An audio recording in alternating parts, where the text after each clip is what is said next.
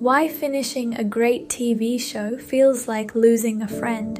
You finished the last episode, the screen went dark, the credits rolled, and then you just sat there, not because something was wrong, because something was over. And the strange part is, you knew it was coming. You knew it was a TV show. You knew the characters weren't real. And somehow none of that helped. Maybe you scrolled through your phone for a few minutes without really looking at it. Maybe you started another episode of something else and turned it off after 2 minutes. Maybe you just sat in the quiet and didn't quite know what to do with yourself. That specific feeling, that strange, slightly embarrassing emptiness, you probably didn't tell anyone how you actually felt. Because how do you explain being genuinely sad about people who don't exist? About a world that was never real? About relationships you were never actually part of?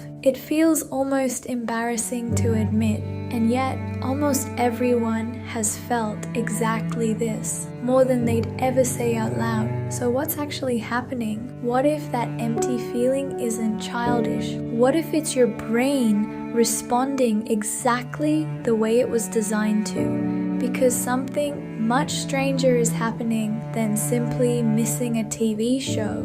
Your brain, the part that processes relationships, connection, and loss, doesn't have a reliable way to tell the difference between a real person and a fictional one. Not completely, not when you've spent hours with them. Not when you've watched them fail and recover and change and grow across multiple seasons. Not when you know how they react under pressure, what they're like when they're scared, what their relationship with their family really looks like beneath the surface. At some point, usually without noticing, your brain stopped processing them as characters. It started processing them as people it knows, people it's been paying attention to, people whose next chapter it was genuinely curious about.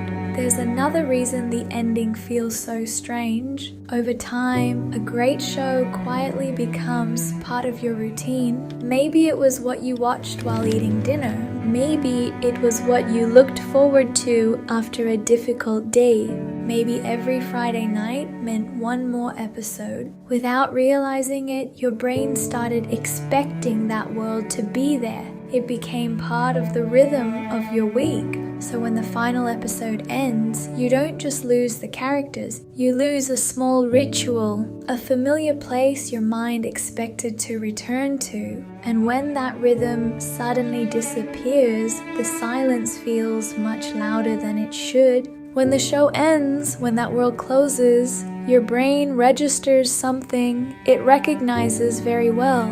Absence, not the absence of entertainment, the absence of people. That's why the feeling after a great finale isn't boredom or disappointment, it's closer to grief. Small grief, quiet grief, but grief nonetheless. Think about what actually happens over the course of a great TV show.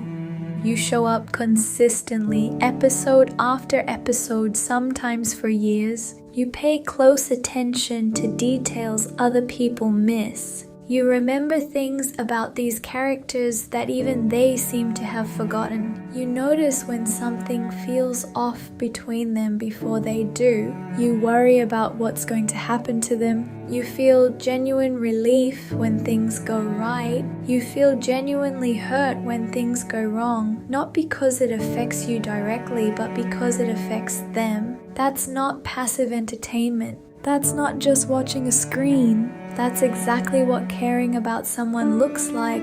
You were present, you paid attention, you showed up. The fact that they couldn't reciprocate doesn't erase what you brought to it, which means the loss you feel at the end isn't something to be embarrassed about. It's evidence of something real, evidence that you're capable of genuine connection. that you can care about someone's story deeply and honestly, even when there's nothing in it for you, even when they'll never know you existed. There's actually a name for the bond people form with fictional characters. Researchers call it a parasocial relationship, and for a long time people assumed these bonds were somehow lesser than real ones, a substitute for connection, a consolation prize for loneliness. But that's not quite right. The capacity you use to connect with a fictional character is the exact same capacity you use to connect with real people. The same empathy, the same attention, the same emotional investment, the same part of your brain lighting up. You weren't practicing on fictional people. You were being exactly who you are, with people who happened not to exist. And maybe there's something else worth noticing here. The shows that leave you feeling the emptiest afterward are never the ones with the most impressive special effects, the biggest budgets, or the most dramatic plot twists. They're the ones where you felt understood, where a character said something and you thought, I've never heard anyone put that into words before. Where a relationship between two fictional people reminded you of something true about your own life that you hadn't quite been able to name. Where the world of the show felt more honest somehow than the world outside it. Those shows don't just entertain you, they reflect something back at you. They hold up a mirror to something you already felt but couldn't quite see clearly. And when they end, you lose the mirror, not the show, the mirror. That's why some endings hit harder than others. That's why some finales leave you feeling strangely hollow even when they were good, even when the ending was exactly right. Because it's not about whether the ending was satisfying. It's about the fact that the world is now closed to you. The characters will keep existing somewhere in your memory, but you can't visit them anymore. You can only remember. And there's something specific about that. The inability to return to something that once felt like home. Some people rewatch shows not because they don't know what happens, but because they want to go back to the version of themselves that was seeing it for the first time. That feeling of discovering people, even fictional ones, who made the world feel a little more familiar, a little less strange, a little less lonely. And when the show ends, that feeling closes with it. Which is, if you really think about it, exactly what grief feels like. Not loss exactly. Something quieter, remembering without being able to return. Maybe the screen went dark, but what you were really mourning wasn't what disappeared from the television. It was the part of your life that quietly disappeared with it. Maybe that's what great stories really leave behind. Not just memories of fictional people, but a quieter understanding of ourselves. And sometimes that's the part that takes the longest to let go. So what show left you feeling the most empty when it ended?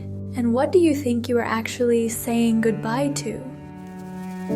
If this made you see something differently, a like tells us to keep going. Until next time, keep shifting your perspective. Subscribe for more Mind Shift.